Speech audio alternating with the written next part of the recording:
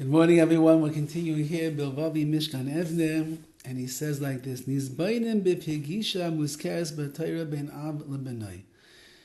Be mizbainim. Think about one of the most well-known meetings of a father and son that is spoken about in the Torah. Remember, we're speaking here about the idea that HaKadosh Baruch Hu is Avinu Shebashamayim. He is our Father, and we are His children. We have to know what this relationship is all about. But if you look in the Torah, you'll find Ben Yaakov the Yosef, the meeting of Yaakov and Yosef after 17 years of separation. Yosef HaTzadik was sold down as a slave to Mitzrayim. His father was told that he was ripped up to shreds by an animal. So for 17 years he doesn't know Yosef is dead, he's alive. There's no awareness of that.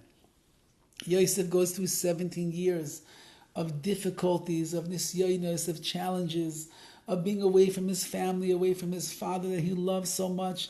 Yosef was learning Kol HaTorah Kula, everything with his father. He was one with his father, Yaakov Avinu, and all that was taken away in an instant. And now they meet. Yaakov and Yosef see at the time that Yaakov and Yosef meet for the first time after 17 years. It says in the Torah, V'yasov Yosef merkavtoi. Yosef, he harnessed his chariot. V'yal likrais Yisrael aviv Goshna. He went to greet his father Yisrael in Goshna. V'yar elav v'yipol al tzavarav, and he appeared to him and he fell on his neck. V'yefk al tzavarav oyin, and he cried further on the neck of his father.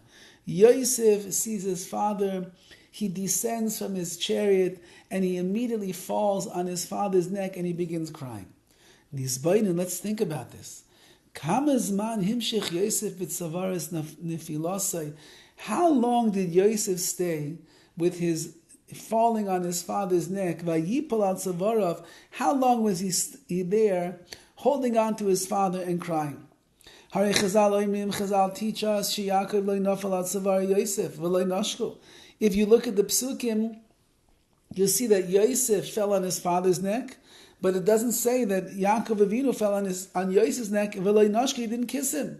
Rabbi saying, Chazal teach us shayakoyra es Shema. The reason is Yaakov Avinu was saying the Shema. Kam mizman lokach Yaakov Kri Shema. How long did it take for Yaakov to say Kri Shema?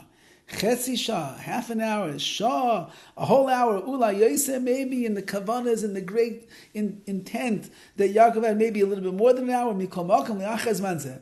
Nevertheless, once he finished saying Shema, even though the two of them had not met in a long time, Mikol makam kol tzoras, he's cautious of the entire way in which this connection was made, Bitsur shall be Yipol al Tzavarav, that Yosef was falling on the neck of his father. Haisa lizman muat, it was only for a relatively short amount of time. For